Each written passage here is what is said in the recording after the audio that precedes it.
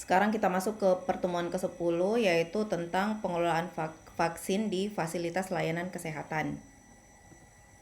Yang pertama, kita bicara dulu tentang definisi dari vaksin dan imunisasi itu apa ya. Jadi di pertemuan sebelumnya ini sebenarnya kita sudah pernah bahas tentang apa itu vaksin. Jadi vaksin itu adalah produk biologi yang berisi antigen berupa mikroorganisme yang sudah mati atau masih hidup yang dilemahkan, masih utuh atau bagiannya saja yang diambil, ataukah berupa toksin mikroorganisme yang sudah diolah menjadi toksoid atau protein rekombinan yang ditambahkan dengan zat lainnya yang bila diberikan kepada seseorang itu akan menimbulkan kekebalan spesifik secara aktif terhadap penyakit tertentu. Ya, itu definisi dari vaksin. Sementara imunisasi itu adalah suatu upaya untuk menimbulkan atau meningkatkan kekebalan seseorang secara aktif terhadap suatu penyakit sehingga bila suatu saat terpajan dengan penyakit tersebut itu tidak akan sakit atau hanya mengalami sakit yang ringan. Jadi di sini kita bisa lihat bahwa imunisasi itu adalah kegiatannya dan vaksin itu adalah produknya, ya. Selanjutnya kita melihat bahwa di Indonesia itu ada dua macam imunisasi, yaitu imunisasi program dan imunisasi pilihan. Imunisasi program adalah imunisasi yang diwajibkan kepada seseorang sebagai bagian dari masyarakat dalam rangka melindungi yang bersangkutan dan masyarakat sekitarnya dari penyakit yang dapat dicegah dengan imunisasi. Kemudian kalau imunisasi pilihan itu adalah imunisasi lain yang tidak termasuk dalam imunisasi program, namun dapat diberikan pada bayi, anak, dan dewasa sesuai dengan kebutuhannya, dan pelaksanaannya itu juga dilakukan oleh tenaga kesehatan yang berkompeten sesuai dengan ketentuan peraturan perundang-undangan. Ya, jadi imunisasi program ini adalah imunisasi wajib, sementara imunisasi pilihan ini bisa dilakukan kalau berminat ya. Contoh misalkan imunisasi pilihan itu misalkan rotavirus. Rotavirus ini kan biasanya bagus untuk diare ya. Jadi supaya anak-anak itu tidak terlalu sering terkena diare, itu bisa divaksin dengan rotavirus ya. Selanjutnya kita masuk ke penggolongan vaksin. Jadi vaksin itu dibagi menjadi dua, yaitu berdasarkan asal antigennya. Kemudian yang kedua yaitu berdasarkan sensitivitas terhadap suhu. Di slide berikutnya ini kita akan bahas mengenai vaksin-vaksin mana saja yang masuk dalam golongan kedua vaksin ini. Nah, kalau vaksin berdasarkan asal antigen, ya dia juga dibagi dua, yaitu yang pertama ada yang berasal dari bibit penyakit yang dilemahkan ya. Jadi kalau dia berasal dari virus, contohnya itu adalah oral polio vaksin atau OPV, campak, yellow fever, dan MR. Kemudian kalau berasal dari bakteri itu contohnya BCG.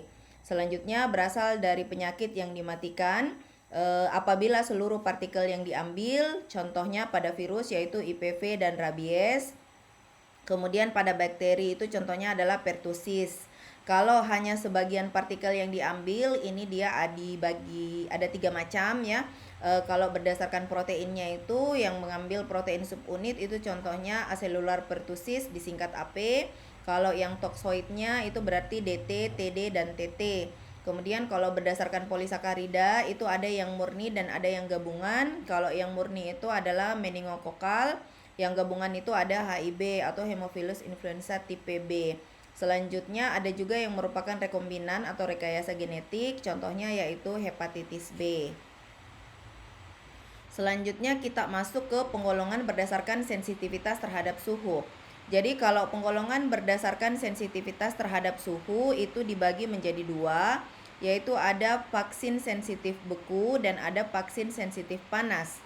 Vaksin sensitif beku itu adalah golongan vaksin yang akan rusak terhadap suhu dingin di bawah 0 derajat Celcius atau beku. Contohnya itu adalah hepatitis B, DPT-HB HIV, DPT-HB, IVV, DT, TT, dan TD. Kalau yang termasuk vaksin sensitif panas itu adalah vaksin yang akan rusak terhadap paparan panas yang berlebihan. Contohnya adalah BCG, polio, campak, dan MR. Selanjutnya jenis vaksin yang digunakan dalam imunisasi program itu ada 12 ya, jenis vaksin yang digunakan dalam imunisasi program. yaitu hepatitis B, kemudian BCG yang dari Serum Institute of India dan BCG dari Bio Farma, kemudian ada DPTHB, DPTHB-HIV, DT, TD, IVV, polio, campak, MR, dan COVID-19. Selanjutnya, yang perlu dipastikan bahwa imunisasi program itu harus diberikan sesuai dengan jenis vaksin, jadwal atau waktu pemberian yang ditetapkan dalam pedoman penyelenggaraan imunisasi.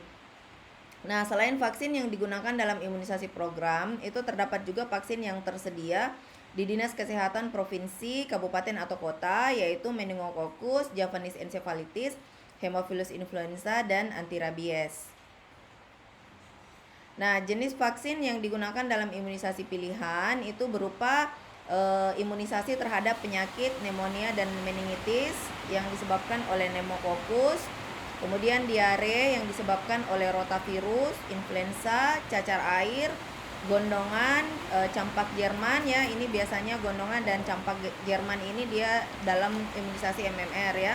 Demam tifoid, hepatitis A, kanker leher rahim yang disebabkan oleh human papillomavirus, kemudian Japanese encephalitis, herpes zoster, hepatitis B dewasa, dan demam berdarah. Nah, jenis vaksin yang digunakan dalam imunisasi pilihan yang ada saat ini yaitu MMR, tifoid, varicella, hepatitis A, influenza, pneumococcus, rotavirus, Japanese encephalitis, HPV, herpes zoster, dan dengue. Kemudian pada saat imunisasi itu ada yang disebut sebagai kejadian ikutan pasca imunisasi atau KIPI. KIPI itu adalah kejadian medik yang diduga berhubungan dengan imunisasi ya. Jadi ada dua jenis KIPI, yaitu KIPI serius atau berat dan KIPI non serius atau KIPI ringan ya. KIPI berat itu adalah setiap kejadian medis setelah imunisasi yang menyebabkan rawat inap, kecacatan, dan kematian serta menimbulkan keresahan di masyarakat. Dan KIPI berat ini dia harus dilaporkan segera setelah kejadian. Sementara KIPI ringan itu adalah kejadian medis yang terjadi setelah imunisasi dan tidak menimbulkan resiko potensial pada kesehatan si penerima ya. Dan ini KIPI ringan ini dia dilaporkan rutin setiap bulannya. Selanjutnya kita masuk ke pengelolaan vaksin. Jadi pengelolaan vaksin ini sama dengan pengelolaan sediaan farmasi, alkes, dan lain-lainnya, bahwa pengelolaan vaksin ini terdiri atas perencanaan, pengadaan, penerimaan, penyimpanan, pendistribusian, pengendalian, serta yang terakhir itu adalah monitoring dan evaluasi. Setelah ini kita bahas satu persatu. Yang pertama perencanaan ya. Jadi perencanaan vaksin ini dilakukan untuk menjamin ketersediaan vaksin, terutama untuk vaksin yang pemberiannya dilakukan secara bertahap. Kemudian data-data yang diperlukan untuk melakukan perencanaan itu adalah jumlah sasaran, jumlah pemberian, target cakupan 100%, dan indeks pemakaian vaksin dengan memperhitungkan sisa vaksin atau stok sebelumnya. Jadi di sini kita bisa lihat bahwa kebutuhan itu sama dengan jumlah sasaran dikali jumlah pemberian dikali 100% dibagi dengan indeks pemakaian vaksin, baru kemudian dikurangi dengan sisa stok ya. Nah, indeks pemakaian vaksin itu adalah pemakaian rata-rata setiap kemasan vaksin, di mana IP itu sama dengan jumlah cakupan dibagi dengan jumlah vaksin yang dipakai. Nah, hal-hal yang perlu kita perhatikan pada saat perencanaan itu adalah kita harus menentukan jumlah sasaran imunisasi. Kemudian kalau kita sudah menentukan jumlah sasaran imunisasi, maka perlu untuk menentukan jumlah kebutuhan logistik ya. Jadi pada saat akan melakukan imunisasi itu butuhnya bukan cuma vaksin saja ya, tetapi ada logistiknya. Jadi logistik imunisasi itu dia harus direncanakan bersamaan dengan kegiatan imunisasi ya. Jadi contohnya itu adalah vaksin itu sendiri, ADS atau auto disable syringe, dan safety box ya. Jadi ketiga kebutuhan ini dia harus direncanakan dalam jumlah yang berimbang. Nah, logistik apa saja yang dibutuhkan pada saat program imunisasi? Yang pertama vaksin, yang kedua ADS, yang ketiga safety box, yang keempat peralatan anafilaktik. Peralatan anafilaktik itu terdiri dari 1 ampul epinefrin 1:1000, spuit 1 mili, infuset, jarum infus untuk bayi dan balita, dan 1 kantong NaCl 0,9%. Kemudian ada juga peralatan cold chain, Peralatan cold chain itu terbagi atas alat penyimpan vaksin, alat transportasi vaksin, dan alat pemantau suhu. Alat penyimpan vaksin itu contohnya cold room, freezer room, vaksin refrigerator, dan juga freezer. Kalau alat transportasi vaksin itu dia meliputi kendaraan berpendingin khusus, cold box, vaksin karier, cool pack. Kemudian untuk alat pemantau suhu itu meliputi termometer, termograf, alat pemantau suhu beku, alat pemantau atau pencatat suhu, serta alarm ya. Kemudian ada juga peralatan pendukung cold chain. Peralatan pendukungnya ini bisa berupa automatic voltage stabilizer, standby generator, dan juga suku cadang peralatan cold chain. Ini untuk membantu supaya pendinginnya itu dia tetap dingin ya. Kemudian yang terakhir itu harus ada dokumen pencatatan pelayanan imunisasi. Selanjutnya setelah penerimaan kita masuk ke pengadaan ya. Jadi pengadaan vaksin itu dilakukan dengan permintaan kepada Dinas Kesehatan kabupaten atau kota, atau bisa juga melakukan pengadaan mandiri. Jadi pengadaan mandiri ini bisa dilakukan oleh KKP misalnya, atau dilakukan oleh KKP ya biasanya kalau untuk pengadaan mandiri. Selanjutnya proses pengadaan dan pembiayaan pembelian vaksin untuk imunisasi program itu dilaksanakan oleh pemerintah sesuai peraturan perundang-undangan. Kemudian vaksin dan logistik untuk imunisasi program di klinik, puskesmas, dan rumah sakit itu disediakan oleh pemerintah. Puskesmas itu mengajukan permintaan vaksin kepada Dinas Kesehatan Kabupaten atau Kota dengan menggunakan lampiran 2. Begitu juga dengan rumah sakit dan klinik mengajukan permintaan vaksin ke puskesmas. Kemudian industri farmasi atau pedagang besar farmasi melaksanakan penyaluran vaksin untuk imunisasi pilihan itu hanya berdasarkan surat pesanan yang ditandatangani oleh apoteker pengelola apotik atau apoteker penanggung jawab kefarmasian pada fasilitas pelayanan kesehatan. Nah, ini adalah contoh lembar laporan permintaan vaksin ya. Jadi harus dituliskan nama Fasiankesnya apa, kebutuhan untuk bulan berapa, berapa jumlah sasaran imunisasi, dan harus dituliskan berapa jumlahnya ya. Kemudian di tabelnya itu harus ada jenis vaksin, jumlah permintaan berapa dosis, jumlah dosisnya berapa, kapan expire date-nya, status PPM-nya bagaimana, dan indeks pemakaiannya berapa. Kemudian bagaimana cara penyediaan vaksin di fasilitas pelayanan kesehatan? Yang pertama kita bahas dulu untuk imunisasi program ya. Jadi kalau penyelenggara imunisasinya itu di rumah sakit, maka dia bisa mendapatkan vaksin di Dinas Kesehatan kabupaten atau kota ataukah puskesmas, tergantung di mana lokasi yang terdekat ya. Jadi kalau lebih dekat ke Dinkes kota maka dilakukan ke Dinkes kota. Caranya yaitu dengan mengajukan permintaan vaksin menggunakan lampiran 2. Puskesmas ini sebagai penyelenggara juga bisa mendapatkan vaksin dari Dinkes kabupaten atau kota dengan mengajukan permintaan vaksin dengan menggunakan lampiran 2. Kalau klinik dia bisa mengajukan ke puskesmas juga dengan menggunakan lampiran 2, lembar permintaan lampiran 2. Kemudian yang ini seperti kantor kesehatan pelabuhan, dia bisa melakukan pengadaan mandiri ya. Bisa melakukan pengadaan mandiri melalui e-purchasing berdasarkan katalog elektronik atau e-katalog, atau mekanisme lain sesuai dengan ketentuan perundang-undangan. Kalau di tempat mendapatkan vaksinnya melalui puskesmas atau Dinkes kabupaten dan kota, maka menggunakan lampiran pemesanan yang di lampiran 2. Sementara praktek dokter dan bidan mandiri itu mereka bisa mendapatkan vaksin dari puskesmas. Caranya yaitu dengan mengajukan permintaan vaksin dengan menggunakan lampiran 2. Selanjutnya untuk imunisasi pilihan ya, apabila penyelenggaranya adalah rumah sakit atau klinik, maka mereka bisa mendapatkan vaksin dari industri farmasi atau PBF dengan menggunakan surat pemesanan. Nah, kalau praktik mandiri dokter, maka mereka bisa mendapatkan vaksin dari apotik, dan apotiknya ini melakukan pemesanan vaksin dengan menggunakan surat pemesanan. Nah, setelah melakukan pengadaan, maka tentu saja apabila vaksinnya sudah datang, kita harus melakukan penerimaan. Penerimaan itu adalah kegiatan untuk menjamin kesesuaian jenis, spesifikasi, jumlah, mutu, waktu penyerahan, dan harga yang tertera dalam surat pesanan dan atau dokumen penerimaan berupa berita acara serah terima dan bukti barang keluar atau faktur dengan kondisi fisik yang diterima. Jadi nanti akan ditampilkan ya bagaimana contoh berita acara serah terima dan SBBK atau surat bukti barang keluar. Kemudian, proses penerimaan ini bertujuan untuk memastikan bahwa kiriman vaksin yang diterima benar dan berasal dari pemasok yang disetujui, tidak rusak dan juga tidak mengalami perubahan selama transportasi. Nah, keluar masuknya vaksin itu terperinci menurut jumlah nomor batch, kondisi VVM atau vaksin vial monitor bila ada, dan tanggal kadaluarsa itu harus dicatat ke dalam laporan penerimaan vaksin atau kartu stok di lampiran 1. Jadi nanti akan ditampilkan bagaimana modelnya itu kartu stok. Sisa atau stok vaksin itu harus selalu dihitung pada setiap kali penerimaan dan pengeluaran vaksin. Masing-masing jenis vaksin itu mempunyai kartu stok tersendiri ya. Nah, kondisi vaksin vial monitor atau VVM sewaktu menerima dan mengeluarkan vaksin perlu dicatat pada dokumen penerimaan berupa berita acara serah terima, SBBK atau faktur.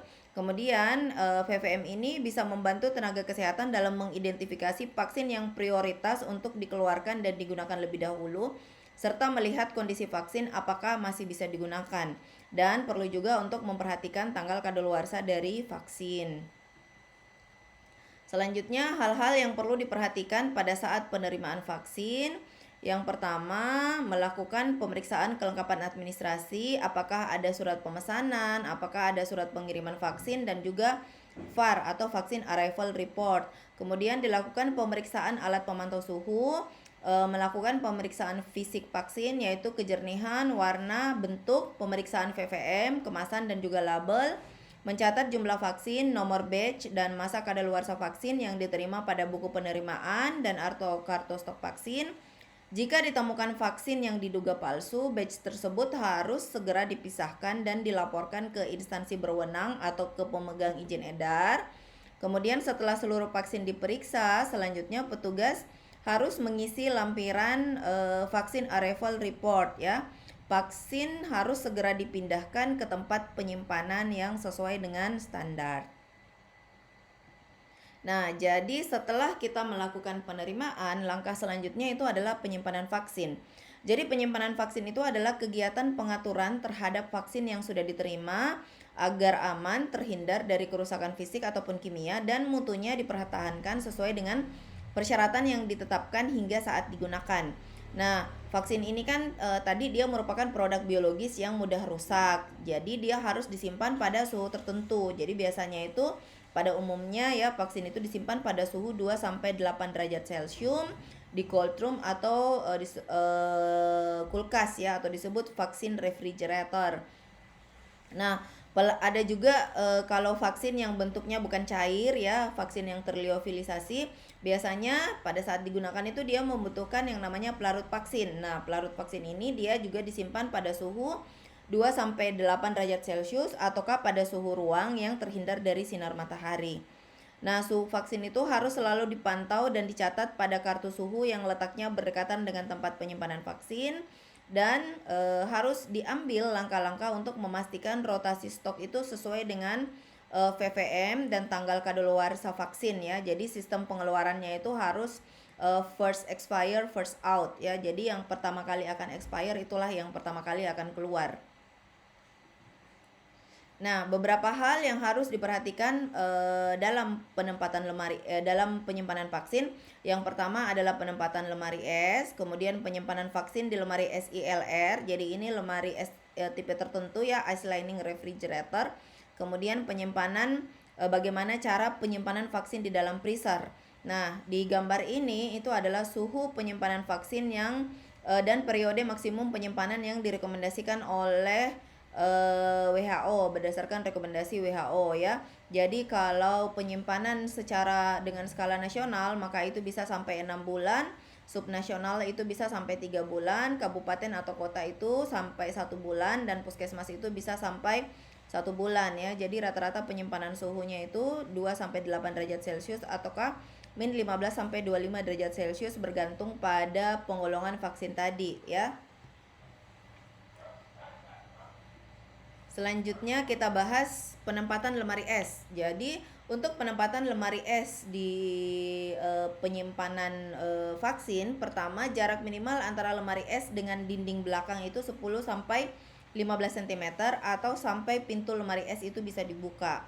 Jarak minimal antara lemari es dengan lemari es lainnya itu kurang lebih 15 cm.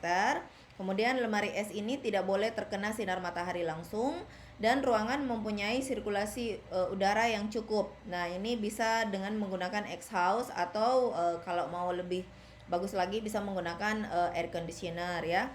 Kemudian setiap satu unit lemari es atau freezer ini dia menggunakan hanya satu stop kontak listrik. Selanjutnya penyimpanan vaksin di lemari SILR. Suhu itu harus berada antara 2 sampai 8 derajat Celcius. Bagian bawah lemari es itu tidak boleh digunakan untuk menyimpan vaksin. Bagian bawah lemari es itu diletakkan cool pack sebagai penahan dingin dan kestabilan suhu. Kemudian peletakan dus vaksin itu harus mempunyai jarak antara minimal 1 sampai 2 cm atau 1 jari tangan. Kemudian vaksin heat sensitif ya. Jadi vaksin yang sensitif terhadap panas itu dia harus diletakkan pada dekat atau menempel pada dinding lemari es. Sementara vaksin freeze sensitif itu dia tidak boleh menempel pada dinding lemari es. Selanjutnya untuk penyimpanan vaksin di freezer, suhu freezer itu harus berada di antara min 15 sampai min 25 derajat Celcius. Jadi di suhu beku ya. Bagian bawah dari lemari es itu diletakkan cool pack sebagai penahan dingin dan kestabilan suhu. Peletakan dus vaksin mempunyai jarak minimal 1 sampai 2 cm atau 1 jari tangan. Kemudian vaksin yang harus disimpan di dalam freezer itu adalah vaksin folio ya. Sementara vaksin-vaksin lainnya itu boleh disimpan pada suhu 2 sampai 8 derajat Celcius. Nah, ini adalah contoh penyimpanan vaksin di beberapa tipe kulkas ya. Ini refrigerator only unit. Jadi misalkan kalau digunakan di kulkas begini model penyimpanannya ya. Ini kayak PCP boleh ditaruh di sini, DTAP, dan yang tidak boleh ada vaksin yang berada di dekat ventilasi udara dingin ya. Jadi tidak boleh ada vaksin yang berada di sini. Mereka harus berada berjauhan dari ventilasi. Jadi kulkas kan ada ventilasinya ya. Jadi tidak boleh ada vaksin yang diletakkan di situ. Kemudian di bagian bawah juga tidak boleh ada vaksin ya. Jadi ditaruh air di sini.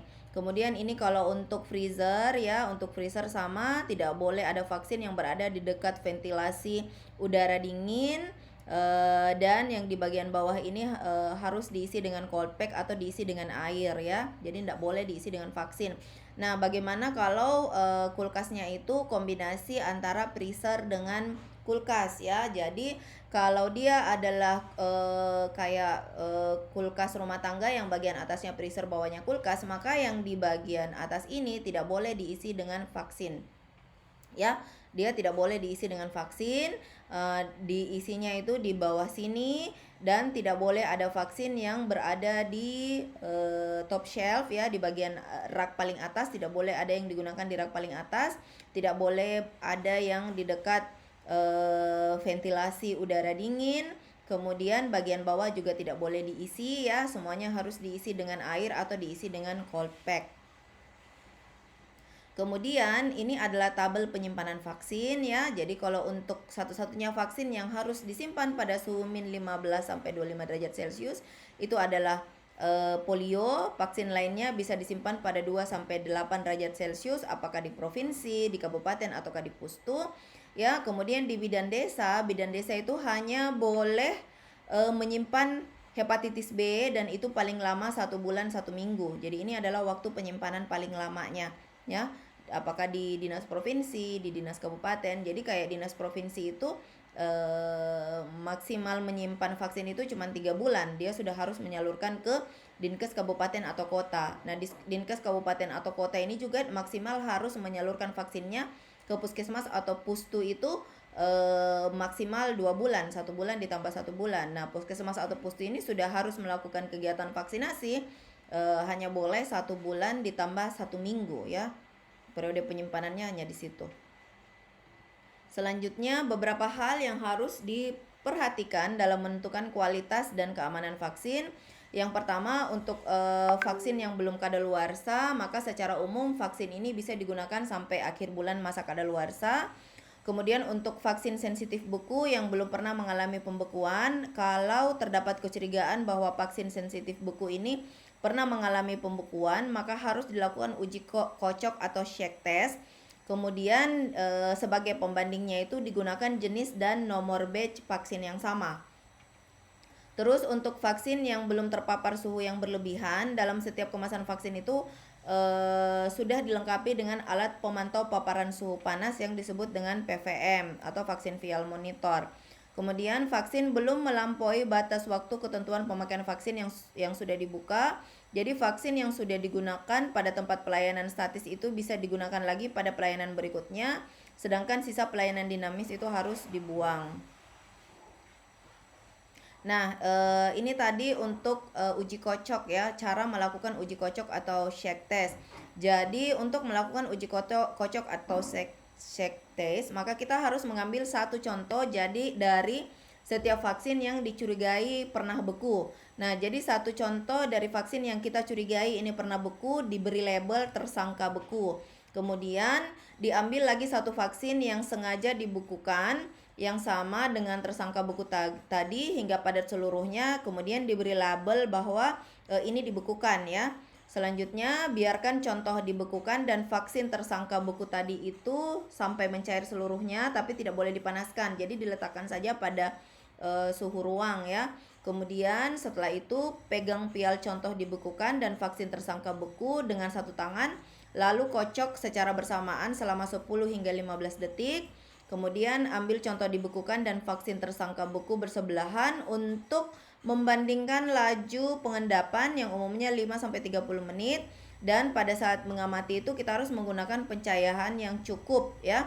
Jadi ditaruh seperti ini, kemudian diamati laju pengendapannya. Nah, hasilnya kalau pengendapan tersangka beku itu lebih lambat dari contoh yang dibekukan, yang sengaja dibekukan tadi, maka vaksin boleh digunakan. Tapi kalau pengendapan vaksin tersangka beku ini sama atau lebih cepat daripada contoh yang dibekukan, maka vaksin itu tidak boleh digunakan lagi karena vaksinnya sudah rusak ya. Nah, kita harus melakukan uji kocok untuk setiap vaksin yang berbeda batch dan jenis vaksinnya dengan kontrol dibekukan yang sesuai. Jadi harus sama ya. Selanjutnya ini dari tadi kita membahas tentang vaksin vial monitor ya. Jadi bentuk vaksin vial monitor itu seperti ini. Jadi ditaruh pada vialnya ya. Ini adalah VVM ya. Jadi yang untuk keterangan A ya. Untuk A itu segi empatnya itu lebih terang daripada lingkaran. Nah, kalau tandanya seperti ini, maka vaksin itu masih bisa digunakan kalau belum kadaluarsa. Kalau segi empat berubah gelap tapi lebih terang dari lingkaran, maka atau dia berada dalam B ya, maka vaksin ini harus segera digunakan bila belum kadaluarsa ya. Jadi kalau ada vaksin yang VVM-nya B, maka itu harus segera digunakan. Sementara untuk vaksin yang PPM-nya C dan D, yang C itu segi empat berwarna sama dengan lingkaran atau lebih gelap dari lingkaran, maka vaksin dengan label VVM seperti ini sudah tidak boleh digunakan lagi.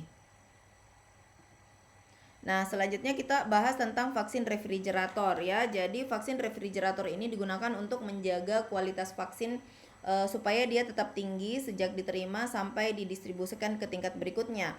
Suhunya harus tetap terjaga pada suhu 2-8 derajat Celcius, dan untuk menjaga suhu tersebut kita harus menggunakan vaksin refrigerator. Ya, jadi vaksin refrigerator ini ada dua macamnya. Yang pertama itu adalah bentuk pintu bukaan atas atau top opening, dan buka dari depan atau front opening ya. Jadi ini adalah contoh pintu buka atas atau top opening, dan ini contoh pintu buka depan atau front opening ya. Ini adalah masa pemakaian vaksin sisa. Maksudnya ini vaksin yang sudah yang kemarin dibawa ke tempat vaksinasi tapi tidak habis. Jadi ini adalah masa pemakaiannya ya. Untuk polio itu 2 minggu, IPP 4 minggu, DT 4 minggu, TD 4 minggu, DPT HBHIB 4 minggu, dan harus dicantumkan tanggal pertama kali vaksin digunakan. Untuk BCG itu 3 jam, untuk campak dan MR itu 6 jam. Harus dicantumkan waktu vaksin dilarutkan. Nah, perbedaan vaksin refrigerator bentuk pintu buka depan dan pintu buka atas. Kalau pintu buka depan maka suhunya itu tidak stabil. Kenapa? Karena pada saat pintu lemari es dibuka ke depan, maka suhu dingin dari atas itu akan turun ke bawah dan keluar ya. Kemudian kalau listrik padam, suhu relatif tidak bisa bertahan lama. Jumlah vaksin yang dapat ditampung itu sedikit dan susunan vaksin menjadi lebih mudah dan vaksin terlihat jelas dari samping depan. Sementara bentuk bukaan atas suhunya ini lebih stabil. Kenapa? Karena pada saat pintu lemari es dibuka ke atas, maka suhu dingin dari atas itu akan turun ke bawah dan tertampung. Kemudian bila listrik padam maka suhu relatif lebih bertahan lama. Jumlah vaksin yang dapat ditampung itu lebih banyak dan penyusunan vaksin ini agak sulit karena vaksin bertumpuk dan tidak jelas terlihat dari atas. Nah, ini adalah contoh bagaimana penyimpanan vaksin dengan menggunakan lemari es bentuk buka depan ya. Jadi di bagian atas kulkas dan di bagian bawah kulkas itu diisi dengan coolpack ya. Kemudian yang seperti tadi, seperti vaksin polio ini dia ditaruh dekat dinding ya. Karena dia ini kan sensitif terhadap panas, jadi dia ditaruh melekat pada dinding. Kemudian ini contoh untuk penyimpanan vaksin dalam lemari es bentuk pintu buka atas atau top opening ya. Jadi ini dia ditumpuk boxnya ya. Sementara ini adalah contoh penyimpanan vaksin di lemari es ILR atau ice lining refrigerator. Kemudian syarat penyimpanan vaksin di apotik ya. Jadi kalau Dinkes provinsi sama Dinkes kota itu mereka sudah memiliki ruang penyimpanan vaksin yang sesuai. Kalau di apotik itu kalau mereka mau menyimpan vaksin maka harus memenuhi persyaratan penyimpanan ya. Yang pertama, memiliki ruang penyimpanan peralatan cold chain dan logistik imunisasi, memiliki vaksin refrigerator dan juga freezer, vaksin karier untuk mendistribusikan vaksin ke tempat praktek dokter, serta coolpack sebagai penahan suhu dingin dalam vaksin karier selama transportasi vaksin. Kemudian memiliki jenis standar minimal peralatan keamanan mutu vaksin, contohnya voltage stabilizer, indikator pembekuan dan pemantau suhu panas, alat pencatat suhu, tabung pemadam kebakaran, dan cadangan listrik jika terjadi pemadaman. Kemudian setelah kita melakukan penyimpanan, maka tahap selanjutnya adalah dilakukan pendistribusian. Hal-hal yang perlu diperhatikan dalam proses distribusi vaksin yaitu pertama, catat kondisi PPM sewaktu mengeluarkan vaksin di SBBK ya. Jadi ada surat bukti barang keluar, nanti kita lihat contohnya, dan juga kartu stok. Kemudian vaksin itu harus didistribusikan minimal menggunakan vaksin karier yang diisi coolpack pada suhu sesuai standar. Jadi ini adalah contoh dari vaksin karier ya, dan vaksin karier ini harus berisi coolpack. Jika vaksin langsung digunakan di unit pelayanan pada hari yang sama dengan hari distribusi, maka pelarut didistribusikan sesuai dengan rantai dingin vaksin. Jika vaksin tidak langsung digunakan pada hari distribusi, maka pelarut disimpan pada suhu ruang dan minimal 12 jam sebelum digunakan. Pelarut harus disimpan pada suhu yang sama dengan vaksin sejumlah penggunaan. Kemudian yang terakhir, pelarut harus diberikan satu paket dengan vaksin dan harus berasal dari jenis yang sesuai dan dari pabrik yang sama dengan vaksin. Kemudian setelah pendistribusian, maka kita masuk ke pengendalian atau penanganan vaksin yang rusak atau kadaluarsa. Jadi pada saat melakukan program imunisasi, maka ada dua macam limbah yang timbul akibat program imunisasi tersebut, yaitu ada limbah infeksius dan ada limbah non-infeksius. Limbah infeksius itu adalah limbah yang ditimbulkan setelah pelayanan imunisasi yang berpotensi menularkan penyakit kepada orang lain. Contohnya limbah medis tajam berupa alat suntik yang ADS yang sudah dipakai, alat suntik untuk pencampur vaksin, dan alat suntik yang sudah kadaluarsa. Kemudian yang kedua, limbah farmasi berupa sisa vaksin dalam botol atau ampul, kapas pembersih vaksin dalam botol atau ampul yang telah rusak karena suhu atau yang sudah kadaluarsa. Kemudian ada juga yang namanya limbah non-infeksius. Limbah non-infeksius ini adalah limbah yang ditimbulkan setelah pelayanan imunisasi yang tidak berpotensi menularkan penyakit kepada orang lain. Misalnya kertas pembungkus alat suntik serta kardus pembungkus vaksin.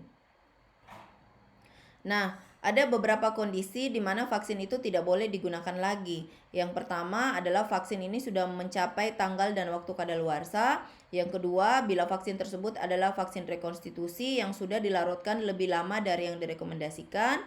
Kemudian bila vaksin tersebut merupakan vaksin multidosis yang sudah dibuka lebih lama dari yang direkomendasikan. Kemudian yang keempat, vaksin itu sudah terpapar pada kondisi lingkungan yang merugikan. Misalkan mati lampu dalam waktu yang lama ya, jadi stabilitasnya ini otomatis menurun kalau tidak ada genset ya. Kemudian penanganan vaksin yang tidak dapat digunakan lagi, bagaimana caranya ditangani? Pertama, pisahkan vaksin yang tidak dapat digunakan di dalam unit penyimpanan yang didinginkan dan beri label dengan tanda jangan digunakan untuk menghindari pemberian dosis-dosis ini secara tidak sengaja. Kemudian dalam hal terjadi peristiwa yang diduga merugikan, maka laporkan jenis paparan dan durasinya, simpan vaksin di unit penyimpanan dingin sampai instruksi lebih lanjut dari Dinas Kesehatan Kabupaten atau Kota.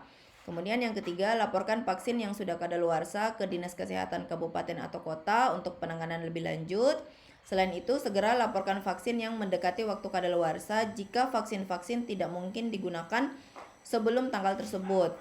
Nah, Dinas Kesehatan Kabupaten Kota mungkin bisa memberikan vaksin ke fasilitas layanan kesehatan lain yang bisa menggunakan vaksin tersebut sebelum tanggal kadaluarsa. Selanjutnya kita berada pada tahap pencatatan dan pelaporan. Jadi pencatatan itu meliputi dokumentasi proses pengadaan, yaitu berupa surat pesanan atau faktur. Penyimpanan harus ada pencatatan kartu stok dan kartu suhu. Kemudian untuk penyerahan itu harus ada nota atau struk penjualan. Kemudian pencatatannya itu disesuaikan dengan kebutuhan. Selanjutnya ini adalah contoh kartu stok vaksin ya. Jadi kartu stok vaksin itu harus ada nama vaksin, berapa satuannya, apakah dia berupa vial atau ampul, kemudian jumlah dosisnya berapa ya, kemudian fasiankesnya apa, kecamatan, kabupaten dan provinsi. Kemudian dokumen yang harus ada nomor, ada tanggal, ada dokumen ya. Dokumen itu berupa surat pengiriman SBBK atau BAST. BAST itu berita acara serah terima ya. Kemudian dari dan kepada itu diisi dengan nama atau instansi pengirim vaksin, dan kepada itu ditulis penerima vaksin. Kemudian di sini dituliskan nama pabrik, kemudian dituliskan nomor batch vaksin yang diterima atau dikirim. Expire date itu berarti dituliskan tanggal kadaluarsa dari vaksin yang diterima atau dikirim. VVM itu dituliskan kondisi VVM, apakah A, B, C atau D, dan suhu penyimpanan jika di produk itu belum ada PVM. Kemudian berapa jumlah yang diterima dalam dosis, kemudian berapa jumlah yang dikeluarkan dalam dosis, kemudian berapa sisa stok vaksin dalam dosis, kemudian diisi dengan para petugas di sini. Selanjutnya ini adalah laporan penerimaan vaksin ya, atau disebut vaksin arrival report ya. Jadi dituliskan tujuan penerimanya itu apa, nomor dan tanggal SBBK-nya itu berapa, dan seterusnya ini diisi ya. Selanjutnya ini adalah BAST atau berita acara serah terima vaksin, ini contohnya. Selanjutnya SBBK, surat bukti barang keluar ya. Dituliskan dikirim kepada alamat dan nomor telepon yang bisa dihubungi, dan juga ini semua diisi. Nah, ini adalah grafik pencatatan suhu lemari es ya, karena suhu lemari es itu kan dia dicatat setiap pagi dan sore ya. Jadi ini dilakukan ini per bulan, tanggal berapa, suhunya berapa. Selanjutnya monitoring dan evaluasi ya. Jadi setelah pengendalian maka perlu dilakukan monitoring dan evaluasi. Cara untuk melakukan monitoring dan evaluasi itu melalui kegiatan yang disebut dengan EVM atau Effective Vaccine Management. EVM itu adalah suatu cara untuk melakukan penilaian terhadap manajemen penyimpanan vaksin yang dilakukan setiap tahun sekali secara berjenjang, sehingga dapat mendorong suatu fasilitas pelayanan kesehatan untuk memelihara dan melaksanakan manajemen dalam melindungi vaksin. Nah, EVM ini ada 9 kriteria. Kriteria yang pertama adalah prosedur pra pengiriman dan kedatangan, memastikan bahwa setiap pengiriman vaksin dari pabrik atau distributor untuk mencapai fasilitas pelayanan kesehatan dalam kondisi yang benar dan terdokumentasi. Kemudian semua vaksin dan pelarut disimpan dan didistribusikan dalam rentang suhu yang direkomendasikan WHO. Kemudian kapasitas penyimpanan dingin, penyimpanan kering, dan transportasi cukup untuk mengakomodasi semua vaksin dan persediaan yang dibutuhkan. Selanjutnya, bangunan, peralatan rantai dingin, dan sistem transportasi ini akan memungkinkan vaksin dan rantai pasokan bahan habis pakai berfungsi secara efektif. Selanjutnya, pemeliharaan bangunan, peralatan rantai dingin, dan kendaraan memuaskan, sistem dan prosedur manajemen stok efektif, distribusi antara setiap level dalam rantai pasokan efektif, kebijakan pengelolaan vaksin yang tepat diadopsi dan diimplementasikan. Kemudian yang terakhir, sistem informasi dan fungsi manajemen yang mendukung itu memuaskan. Nah, terakhir kita masuk di referensi dari semua materi-materi yang Ibu baru saja sajikan pada hari ini itu berasal dari pedoman pengelolaan vaksin di fasilitas pelayanan kesehatan. Jadi ini bisa diunduh di Google ya, adik-adik bisa ketik ini saja, kemudian nanti akan tampil untuk bisa diunduh. Kalau adik-adik ingin membaca lebih lanjut, silahkan bisa dengan mengunduh buku ini ya, supaya bisa dapat informasi yang lebih lengkap lagi.